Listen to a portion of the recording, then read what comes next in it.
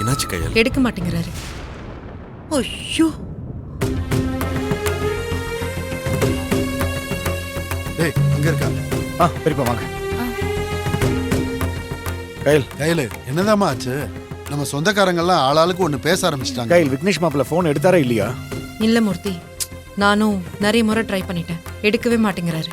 அவங்க ஏன் கையில் இப்படி பண்றாங்க? பொள்ளத்தாச்சு பொண்ணு புருஷனை எதிர்பார்த்து தவிச்சு போய் உட்காந்துட்டு இருக்கா. அவளுக்காவது வந்திருக்கணும்ல. எல்லாம் அந்த சம்பந்தி அம்மாவோட வேலையா தான் இருக்கும். மாப்பிள்ளையே போறேன்னு சொன்னாலும் அவங்க வீம்புக்குன்னு அவரை வரவிடாம தடுத்திருப்பாங்க.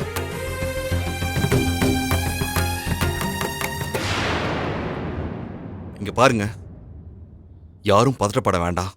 விக்னேஷ் கண்டிப்பா வந்துடுவாரு. என்ன மாப்பிள்ள சொல்றீங்க? எந்த நம்பிக்கையில சொல்றீங்க? நானே போய் நேர்ல ஒரு பார்த்து பேசி கூட்டிட்டு வரேன்.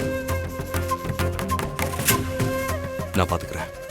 அப்படியே ஒரு வரமாட்டேன்னு அவங்க அம்மா பேச்சை கேட்டு ஏதாவது முரண்டு பிடிச்சா நாலு அரை விட்டாவது கூட்டிட்டு வரேன். எழில், ஐயோ ஐயோ, ஏய், என்ன பேசிட்டு இருக்க? அவர் என்ன எதிரியா? அவர் உன்னோட சகல. வீட்டு மாப்பிள்ளைங்க 2 பேரும் அடிச்சுப்பீங்களா? பின்ன என்ன கையால்? என்னதான் பிரச்சனையா இருந்தாலும் இப்படியே பழி வாங்குறது? அங்க பாரு, வளகாப்புக்கான எல்லா ஏற்பாடுகளும் நடந்து புருஷன் கண்டிப்பா வந்துருவான்ற நம்பிக்கையில தேவி எங்க காத்துக்கிட்டு இருக்கா.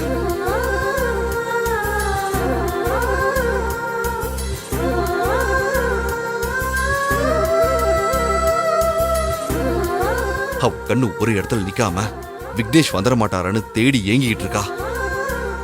உள்ளத்தாச்சு பொண்ணுக்கு ஏன் இப்படி ஒரு கஷ்டத்தை கொடுக்கணும்னு எனக்கு புரியல. அட்லீஸ்ட் அவளுக்காக இல்லைனா கூட அவ வயித்துல வளர குழந்தைக்காக யோசிக்கணும்ல.